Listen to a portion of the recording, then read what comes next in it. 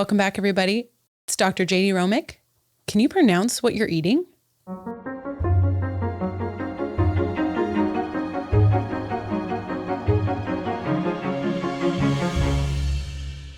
We are here again with Dr. Kim Eppen to expand on our series of chronic disease management in the U.S. And today we're talking about a topic that both Kim and I are very passionate about. We love food, we love nutrition, and we love the topic as it relates to our health and empowerment in our own health.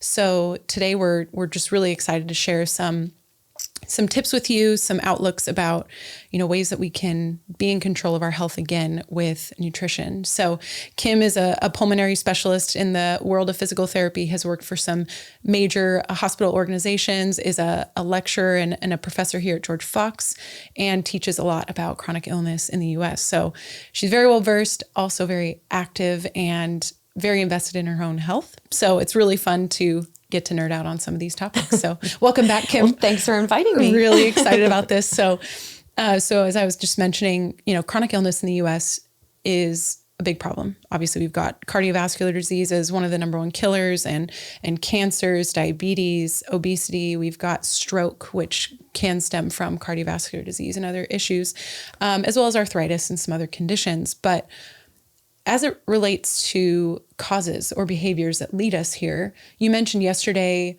or in our last talk rather, that being sedentary or movement or lack of movement is one of these behaviors that leads to chronic illness, as well as smoking. And you mentioned nutrition being one of the top ones. So let's talk a little bit about how did we get here? Why is nutrition such a contributing factor? Yeah. Good question. It's a big one. I mean, that old saying, you are what you eat. I mean, I think there's truth to that, what we put in our bodies, what we ingest. And if we go back to that 80-80-80 rule that we kind of mentioned the other day, 80% of healthcare is self-care. And the majority of that takes place in the bedroom, the bathroom, and the kitchen. So if you think about what do you do in your kitchen? What's your kitchen look like? What kinds of foods are you preparing? Even Hippocrates said, let food be thy medicine and medicine be thy food. And you think about how food can really impact just your overall health.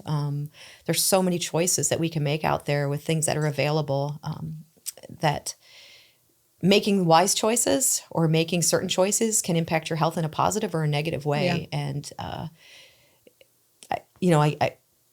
I just think you probably have some things that you want to talk about before I get off on a tangent here, but I think that's brilliant. I mean, I could go on a tangent too about, we kind of created this monster with the food industry, and now we've kind of labeled them as a villain, and I don't think our food industry started off seeking to create poor quality food or highly processed food, which most of us know. No, I think it's been based around convenience. For sure.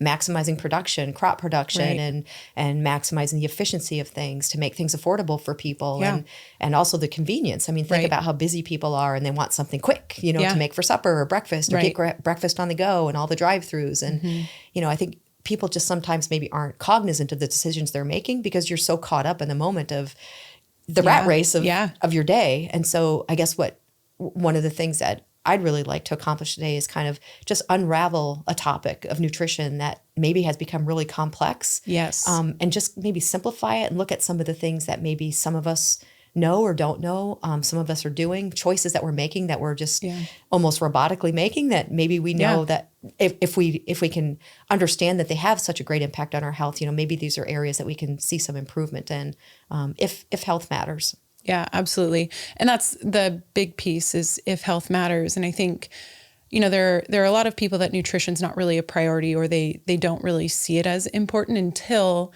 maybe they have to make some big changes in their life.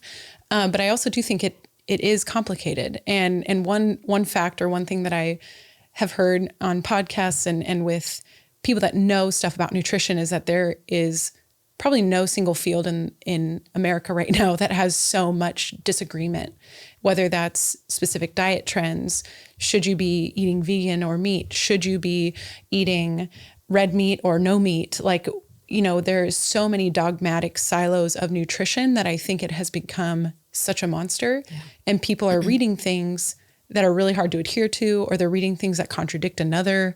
And I really wanted to tease those out today or uncomplicate the message for people. And the biggest one you've already said is that 80% rule. If 80% of what you eat in a day is garbage or is processed, sugar-filled, artificially sweetened food, you're going to feel horrible and your body's going to respond that way. But if 80% of what you eat is real nutrient-dense whole food, and we'll expand on that, I think, a little bit, because people's understanding of, what's real and whole food, what should I do with it, how much of it should I eat, I think that can be a little bit complicated for people. So maybe we expand on that some. Yeah. But and the 80% rule, I mean, that's just a benchmark. It's not like, okay, I have to calculate this. And, right. If 100% of the time you could make healthy choices, if you're one of those people, then great. But, we're all human, right. and allowing ourselves Reese's peanut butter cups. Well, then go ahead and have one. But, that 80% rule, I think if you can, most of the time, if you can try to make wise choices, back to the whole chronic disease management, and my area that I've specialized in is with pulmonary disease. I see a lot of people with lung cancer and all different types of pulmonary conditions. And I think across the board, science would suggest that diets that have been low in vitamin C, leafy greens, a diversity of fruits and vegetables and things like that, it seems as though the risk for developing some of these chronic conditions is greater. Mm-hmm. And so it may not be that, you may be thinking that you're making healthy choices by eating.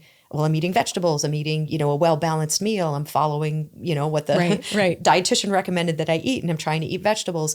Well, the choices of types of vegetables that you eat are important. And like if all you do is eat cucumbers and that's your vegetable, or if all you do is eat potatoes and that's your vegetable, that may be what you have access to, but recognizing that a diversity of things, and especially leafy greens, and a diversity of fruits and vegetables and different color foods, that's been shown to decrease your risk for certain types of diseases. And, in no way are we trying to come here and say that there's one diet that's specific for everybody, or one, there's not. Right.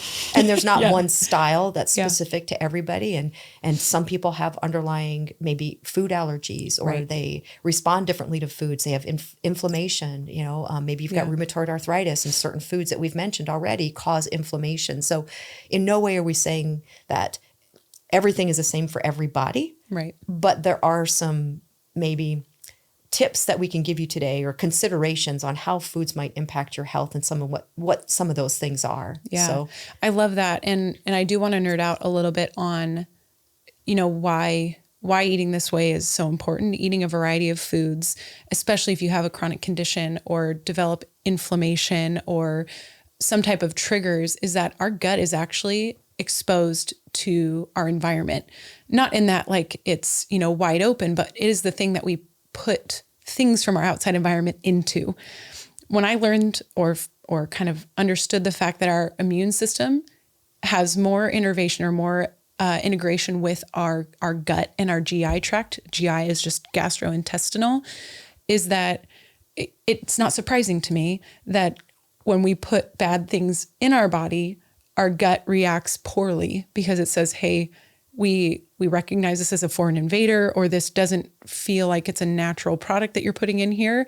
So we might get bloated. We might feel fatigued. We might feel lethargic, or worse, maybe we develop these chronic conditions to just eating overly processed things that have pesticides and chemicals on them.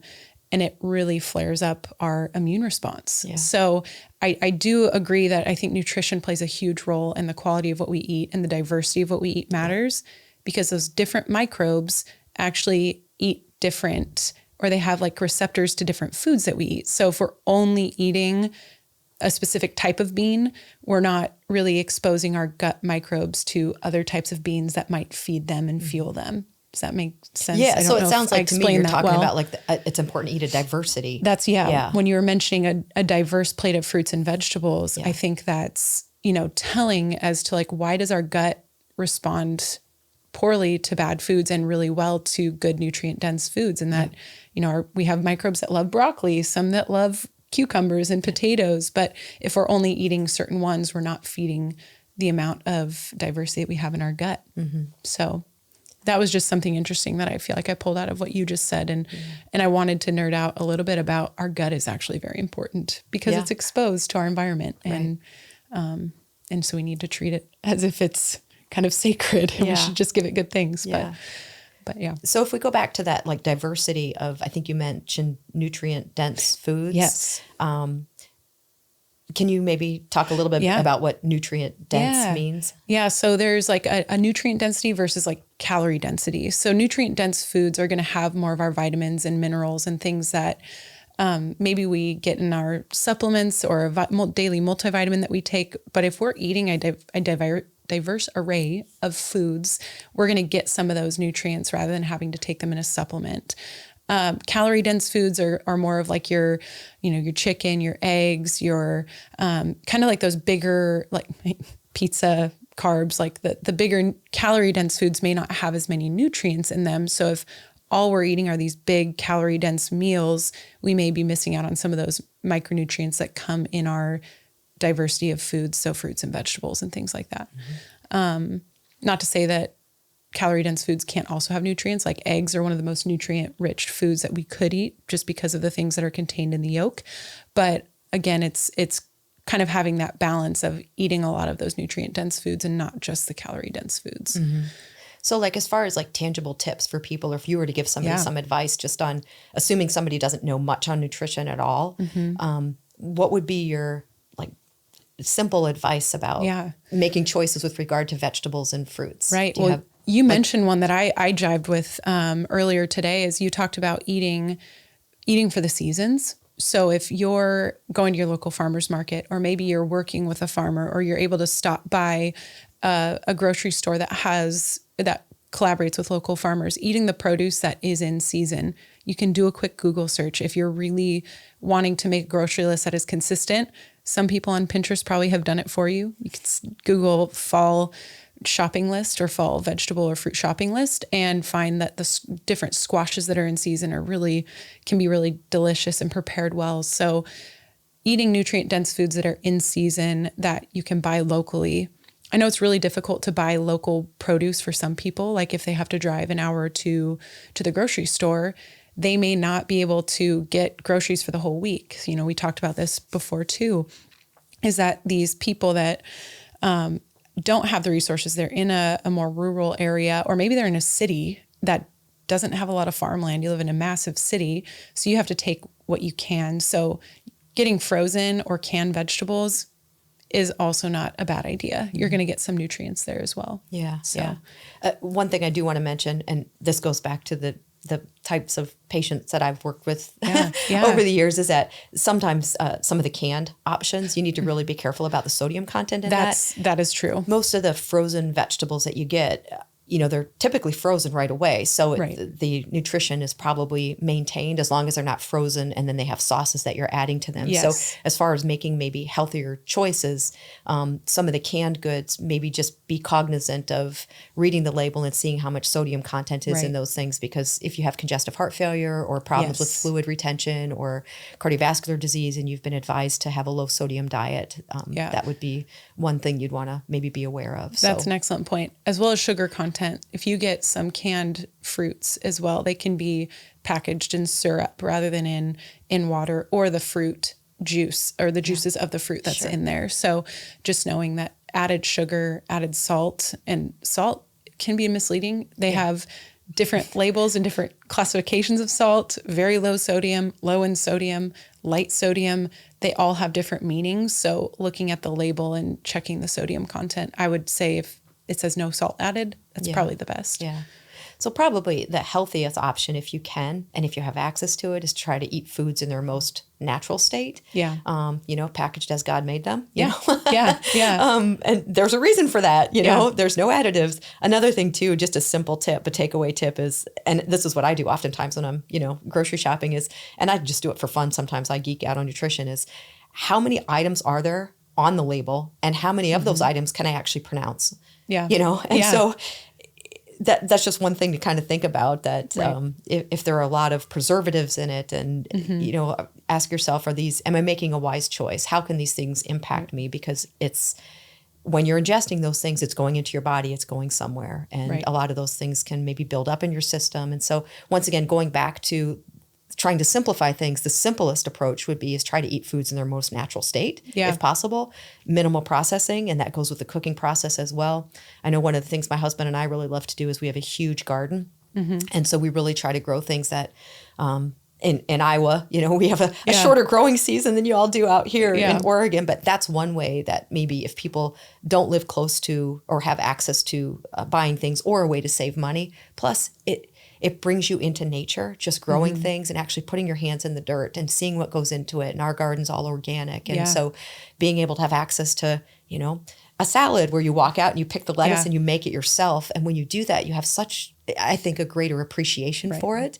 You can also practice your breathing exercises. It incorporates a little bit of watch our last episode on breathing activity in the mix. So you're bending over, you're getting some dynamic flexibility. And there's definitely something therapeutic about that, is just getting back to the basics of nutrition and not being overwhelmed. And that can be gardening or whatever that is for you. But, trying to take out some of the congestion, if you will, in the topic. Yeah, we're actually extremely lucky that we can go to a grocery store that has a lot of varieties of fruits and vegetables, even as a species, like to be able to do that and not have this massive agricultural industry that does it for us. So we can go to the store and pick out our food. But what does it mean to actually grow it yourself and have that appreciation and that gratitude and know that we should be thankful that we have the ability to just go and pick out whatever we need. So, but I like that point of growing your own food, being mindful of what ingredients are in it. If you can't pronounce it on the label, is it a form of sugar? Because sugar goes by many names as well. And that would probably be another really big tip I have, is the added sugars that we have in things. Reducing the amount of sugar that you take in every day is going to be, I think, critical to overall health. Yeah. And I think there's plenty of evidence out there to show that sugar has inflammatory process, or it causes inflammation, and systemic inflammation has been linked to chronic disease. And so once sleep deprivation has been shown to cause inflammation. And so if you think about like what you're doing 80% of the time and how those things, your health really is a symbiotic relationship between all of the things that you're doing. And so if health matters, or whatever health looks like to you, think about the decisions that you're making with regard to health. In some cases, health or what you eat can actually help to cure diseases. And there's a couple of good books out. I don't know if anybody's ever read Dr. Terry Wahls' books. Terry Wahls, it's Wahls, Terry Wahls. She was a physician. She's actually from the University of Iowa, and she developed MS, multiple sclerosis. And she was is a medical doctor, and was being treated by traditional medical, medications. And she wasn't getting any better. She was getting worse. And so she started to explore nutrition as a means of an alternative way to maybe cure herself. And she did. And she's been able to essentially reverse and keep her multiple sclerosis at bay. She has a very extreme approach to nutrition, but she's got a couple books out that if you're interested in that, and just the idea of how, once again, let food be thy medicine and medicine be thy food. I think our healthcare system has evolved in a way that people think, well, if I develop this, I can just take a medicine. Right. Well, there are side effects of medicines. And even if you take that medicine, if you are still eating a diet that maybe is lacking certain nutrients that could be in your favor, that could be causing whatever condition you have or contributing to it, you're still in this mix of just managing this condition and not really getting rid of it or helping to calm the condition, if you will. So, back to Dr. Wahls, and I've heard her speak before, and it's very compelling when you hear, somebody who's actually walked the walk and changed their complete approach to eating to manage a disease. And there's other books and other, stories out there as well. And maybe some of our listeners have stories on how different foods affect them as well, too. So there's compelling enough evidence to show that what you eat really does matter and can impact your overall health and well-being. So just back to like general concepts about making food choices. Once again, if we had to circle back to recommendations for a diversity of nutrient-dense vegetables, can you just list some of those things? I mean, there's, obviously you said dark leafy greens, kind of your spinach is your arugula, even romaine and different types of lettuce can be really nutrient dense.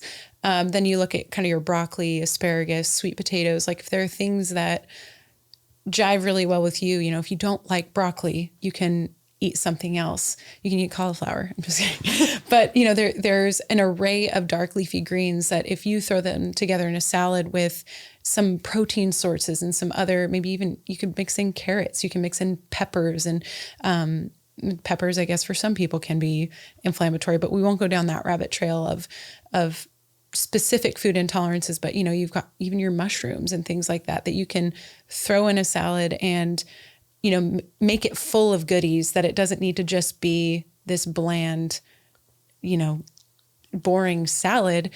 Add some meat in there, add some olives, add some good sources of fat and nutrients as well. And I think it doesn't have to be punishment, I guess. Yeah. So, and you can even roast vegetables. We love roasting vegetables. We love our Brussels sprouts. And of course, we'll eat what's in season. So right now we're doing a lot of squash in the oven and we're roasting a lot of our food. And that's delicious. So anyway, those are some ideas I have. I don't know if you have any favorites that you like.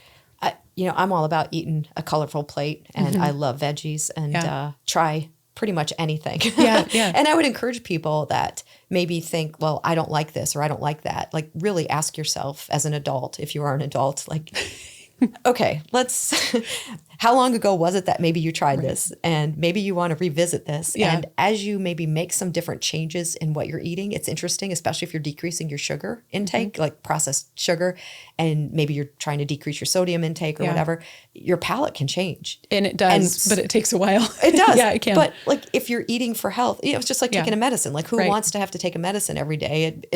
You do it because, so once again, if you think of food, let food be thy medicine and medicine be thy food. It's like, well, let me try this and see if I can maybe tolerate this. And hopefully you can get it to a point where you actually like it. But there's enough diversity out there to have foods that you enjoy. It shouldn't be punishment. My husband always says, I eat because it makes me feel good, and it allows me to do the things that I want to do, like ride my bike and work construction. And he's like, I just don't understand why people eat things that make them feel bad. You know, and he's not perfect. And he'll say that, it's not, but when you make healthy choices, it's pretty amazing how you start to feel better. You start to have more energy, and it just perpetuates itself. So mood follows action. It's kind of like movement, you know, if you're not wanting to exercise, give yourself a chance to exercise. I mean, I really do think it is a mindset shift. It is figuring out, hey, my life matters and I need to prioritize myself and not just be on autopilot and go day to day doing the same things until life hits me and I have a condition that requires me to do this. It's that proactive, it's that self-care and discipline. I mean, it is really, it can be challenging. And well, the other thing too, I was going to say, is being aware of the impact that nutrition can have on your body and your health, and maybe take yourself off autopilot, like you said, and really be cognizant of the decisions that you're making. In my practice, I've seen a lot of patients. One of the things we'll do when we're trying to help patients to understand about nutrition or get an understanding of what they're eating, so that we know kind of where to start with them to maybe help give them some helpful tips that might impact their health, is keeping a food log. And so, keep a 3-day food log just to get an idea. It actually makes you cognizant of the choices that you're making. It's a simple thing to do. It's like budgeting anything or, but it's intention. But then in my experience, I've seen people say, well, I just had a coffee. I just grabbed a coffee at such and such drive-through on the way, to my appointment this morning. So I didn't have a chance to eat breakfast. And then I'll ask a lead-in question, like, what kind of coffee did you get? Well, I got a Frappuccino with, caramel on top and, all these things. And I start thinking to myself, okay, the sugar content, the calorie content. And, in my mind, I'm thinking, wow, that was probably an 800 calorie, I don't know how many grams of sugar beverage, when they thought all I did was have a coffee. And so, really being cognizant of the decisions that you're making, the choices you're making, and the fact that beverages have calories in it too. And they can play into or against your health. And so back to your whole thing on sugar. Often we drink our calories and we drink our sugar, and it's the fruity drinks that we don't actually think about calorie content because it's a liquid. So we don't think it's actually adding weight onto us. And, I don't want to dive too much into the weeds of weight, because I think there's a lot of emotion surrounding that. I think there's a lot of shame and a lot of, there's a lot more that we need to unpack about maintaining and managing healthy weight. And weight isn't always a good indicator or the best indicator of gross nutritional status. Yeah. there could be something else going on. So I think the topic of nutrition that we're talking about today is really independent of what your body weight is. We're talking more about gross nutritional status, and how you can optimize your health by the foods you eat, the choices that you make. And these are just some, tips on foods that you can eat. Absolutely. And sugar being cut out is one of the biggest, I think, because it does deplete the body of nutrients. It can trigger genes to turn on that are not ideal. And so it could be that some of the weight gain or some of the weight issues don't actually stem from you eating too much, but it could be due to sleep deprivation, or maybe you've got obstructive sleep apnea that you don't even know about, or metabolic syndromes that your body actually doesn't respond well to insulin. But again, we could talk a lot probably about just insulin and sugar in the body and why we're dealing with an epidemic of diabetes, because I do think it is a sugar epidemic rather than an overeating or a discipline problem with people. I think the types of foods we eat are really what we need to analyze. Right. So back to the beverage thing, hydration is important. And I think as we get older, especially, people become a little bit more fragile in their homeostasis or hydration balance. Yeah. And so getting enough water throughout the day, unless you've been told, if you've got a congestive heart failure, if you have a medical condition where you've been told to limit your fluid, but making sure for most people to drink enough water throughout the day, to keep themselves hydrated. And water probably is the best way to be hydrated. Yeah. A lot of times people think, diet pop, I'm not getting any calories, but that goes back to the whole idea of artificial sweeteners and what's that doing to our brain? How's that triggering our brain and so forth? So without going too deep into that, I think water is probably the best way to stay hydrated and to do that throughout the day to stay hydrated. I agree. So if we were to maybe tie a bow on this with some top tips from you of, okay, we got to keep nutrition simple, eating whole real foods, moving our bodies, these health behaviors that we have. What are some things that you would recommend? Maybe your top 3 tips again. Well, once again, what you eat matters. The choices that you make, it can either calm, cure, or cause disease. Yeah. And so being cognizant of the decisions that you're making and know how that impacts your health, I think is definitely one tip. Yeah. How about you? Do you have? I mean, the big one for me is cutting out sugar and artificial sweeteners because they are in every food that we have. So if you can reduce artificial sweeteners, reduce sugars, even if you're drinking 2 or 3 Diet Cokes a day, maybe it's cutting down to 1 or 1.5 and really getting that managed and switching to better alternatives. Yeah. And then another one for me is just eating that diversity of whole real foods, but that ties into, the nutrient dense foods, what you eat matters. And if the food doesn't have to advertise itself, you should probably eat more of it. It doesn't come with a label that says eat me, but eating things as God intended, going around the outside of the grocery store and looking there. Yeah. The grocery stores are set up to sabatage. Yeah, for sure. So stay in the periphery, find out where the, where the real stuff the whole is. foods are.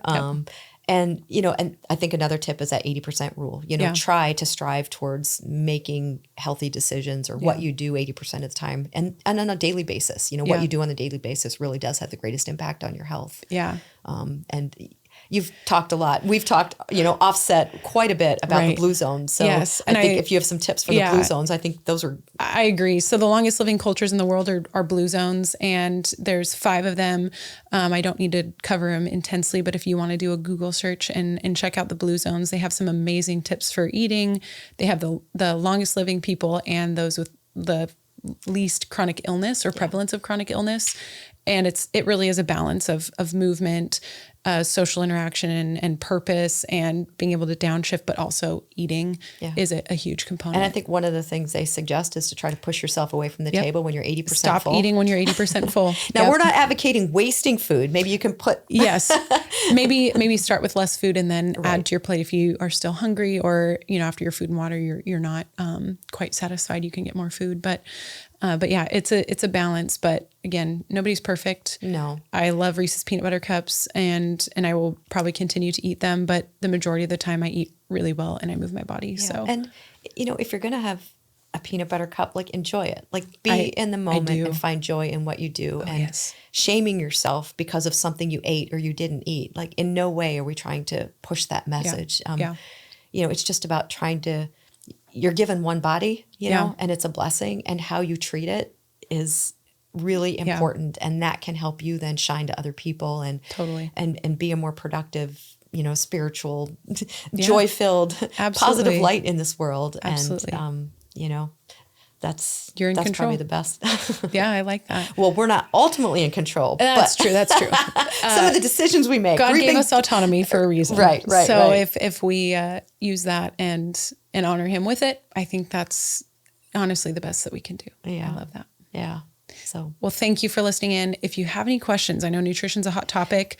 Kim may be on again with me another time, and we can maybe address some questions if people have specific things. Yeah, and nutrition for healing, nutrition for performance. I mean, for athletes, obviously there are a lot more. Right. We're not getting too specific. Just general things to consider when making food choices. Yeah. Thanks for listening. See you guys next time. This video podcast is a production of George Fox Digital. To find more material like this, you can subscribe to George Fox Talks on YouTube, Apple Podcasts, Spotify, or wherever else you listen to podcasts. Our team really appreciates your feedback in the form of likes, comments, and reviews, and we'd really love to hear what you think. To sign up for our weekly email list and to keep up to date with the latest episodes and publications, you can check us out on the web at georgefox.edu/talks. Thank you for listening, and we'll see you in the next episode.